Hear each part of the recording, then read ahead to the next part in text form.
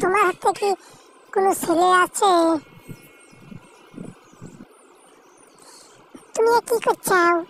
আমার কাজই তো হাতে ছেলে মেয়ে নিয়ে বিয়ে দেওয়া কাজ। আমার তো একটা মেয়ে দরকার, ছেলেটার বিয়ে দেবো তাই। তোমার কোনো চিন্তা করার দরকার নেই, কালকে সকালে তুমি চলে আসবা, দুজন মিলে দেখতে যাবা নি। ঘটক ভাই কি বাড়িতে আছো? আমি তো চলে এসেছি। হ্যাঁ বাড়িতে আছি, তুমি হলে দাও, আমি গুছিয়ে আছি। মতিকুল ভাই, তোমার মেয়ের বলে বিয়ে দেবা বলে এই যে সুন্দর একটা ছেলে আনেছে। তা তো হলো, ছেলে কি করে? ছেলে তো পুলিশের চাকরি করে।